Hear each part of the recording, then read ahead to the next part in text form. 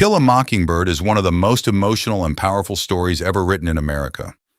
This isn't just a story about racism or a courtroom trial. It's a story about childhood, fear, kindness, justice, and the moment kids realize the world is not as fair as they thought. And even though this book was written decades ago, its message still feels incredibly real today. So let's break the entire story down in a very simple way.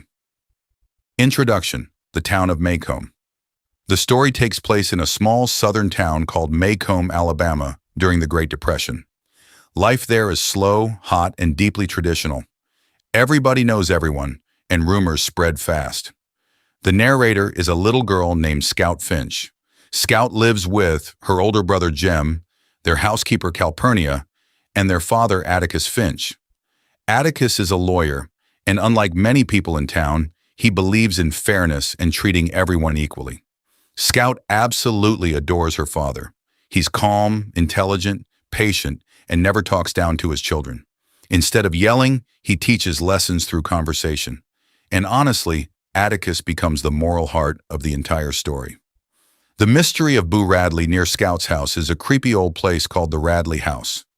Inside lives a man named Arthur Radley, better known as Boo Radley. Nobody ever sees him outside.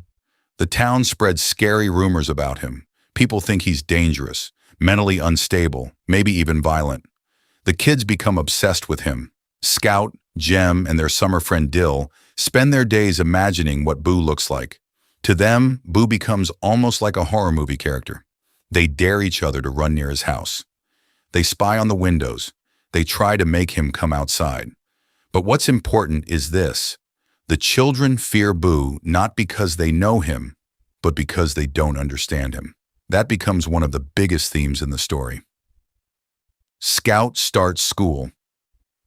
Scout finally begins school, expecting it to be exciting. Instead, it becomes frustrating immediately.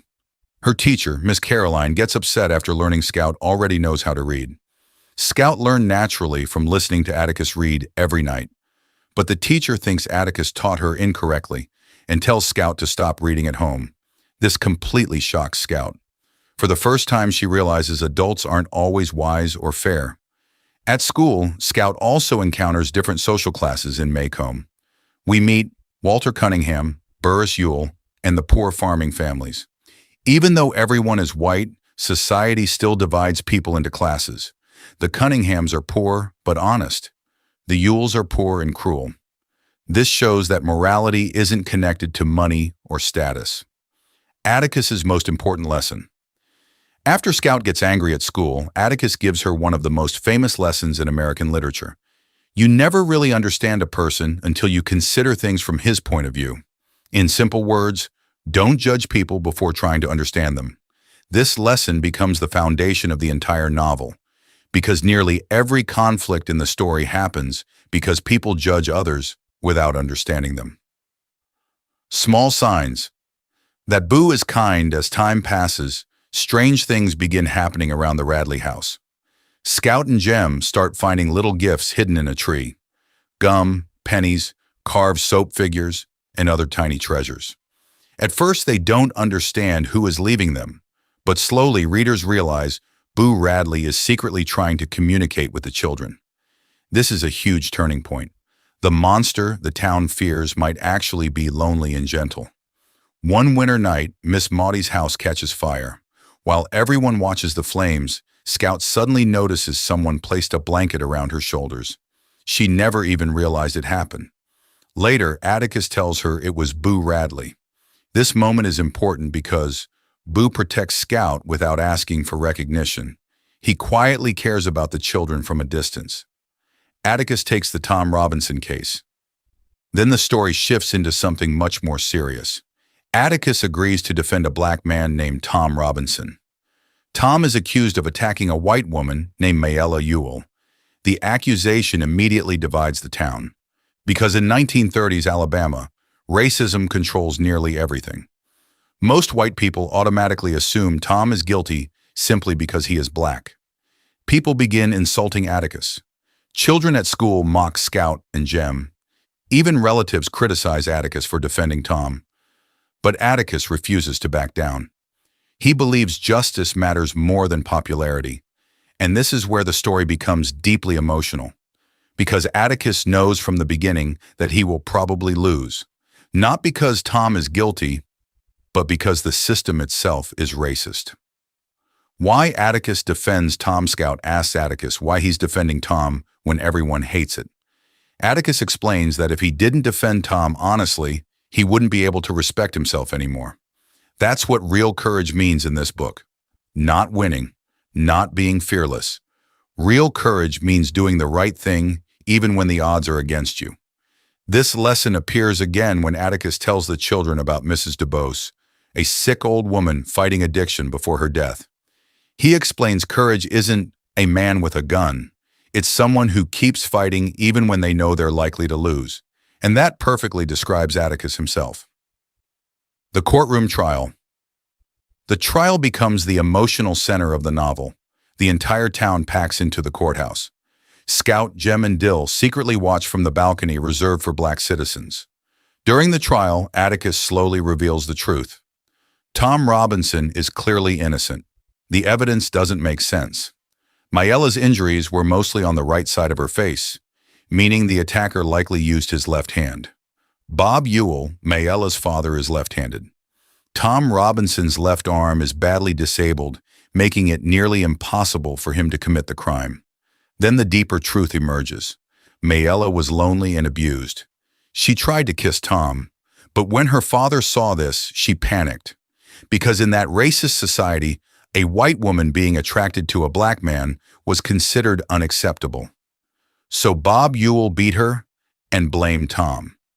Tom tells the truth honestly and respectfully, but the courtroom becomes tense the moment he says he felt sorry for Mayella. To racist white citizens, a black man pitying a white woman was seen as offensive. And in that moment, you can almost feel the case slipping away. The verdict.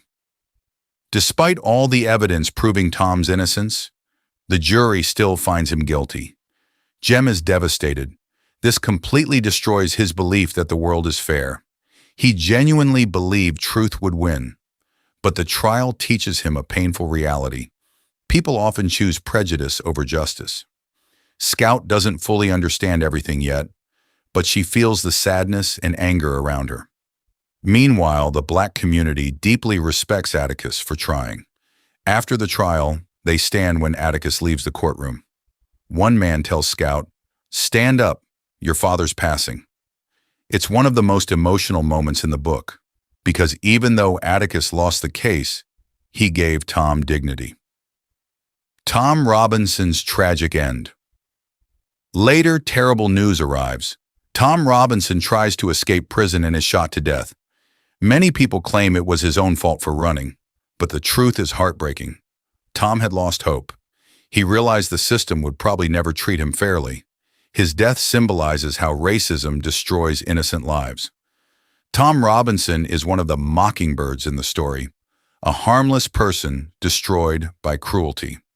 The real meaning of the title, Atticus, once tells the children, "It's a sin to kill a mockingbird." Why? Because mockingbirds don't harm anyone. They only sing and bring beauty into the world.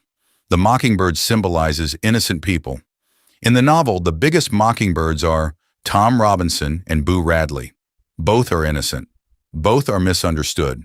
Both suffer because of society's cruelty and fear. That's the true meaning behind the title. Bob Ewell wants revenge after the trial. Bob Ewell becomes obsessed with revenge. He feels humiliated because Atticus exposed his lies in court. So he starts threatening Atticus and stalking the family. Atticus doesn't seem afraid, but readers can feel danger building in the background. Then one night after a school event, Scout and Jem walk home in the dark. Suddenly someone attacks them. It's Bob Ewell. Jem is injured badly. Scout struggles inside her costume. Everything becomes chaotic and terrifying. Then another figure appears in the darkness. Boo Radley. Boo Radley saves the children. Boo fights Bob Ewell and saves Scout and Jem. When Scout finally sees Boo clearly for the first time, she realizes something shocking. He's not a monster. He's shy, pale, quiet, gentle. The entire town feared him for years without ever understanding him. Scout suddenly understands Atticus's lesson completely. You cannot judge people based on rumors. Sometimes the kindest people are the ones society misunderstands the most. The final emotional moment. At the end of the story, Scout walks Boo Radley home. And for the first time in her life, she sees the neighborhood from Boo's perspective. She realizes Boo had been watching them grow up all these years, watching them play, watching them fight, protecting them silently. And finally, Scout understands empathy, not as an idea, but as real human understanding. That's why the ending feels so emotional, because Scout loses some childhood innocence, but gains wisdom. The main themes of the book. 1. Racism. The book exposes how racism destroys justice and innocent lives. Tom Robinson loses not because he's guilty, but because society is prejudiced. 2. Childhood innocence. Scout and Jem begin as innocent children, but over time they slowly discover hatred, injustice, cruelty, and fear. The novel shows the painful transition from innocence to maturity. 3. Empathy. The most important lesson in the story is empathy, understanding people instead of judging them. This lesson applies to Boo Radley, Tom Robinson, Miella Ewell, and nearly everyone in the novel. 4. Moral courage. Atticus represents moral courage. He stands for what's right, even when everyone opposes him. He teaches that true bravery means staying true to your values during difficult times. Why this book is still so famous? Americans still love this book because it feels timeless. Even today, people still judge others too quickly. Racism still exists. Fear still divides communities, and empathy is still desperately needed. The story feels personal because it's told through the eyes of children. That makes the emotional moments hit even harder. You're not just watching injustice happen. You're watching innocence break apart in real time. Final thoughts. To Kill a Mockingbird starts as a simple story about kids in a small town, but slowly it transforms into something much deeper. It becomes a story about human kindness, prejudice, courage, fear, and understanding people beyond appearances. By the end, Scout learns something many adults never fully learn. People are complicated, and sometimes the world's monsters are actually the gentlest souls of all. That's why this book continues to touch millions of readers across generations.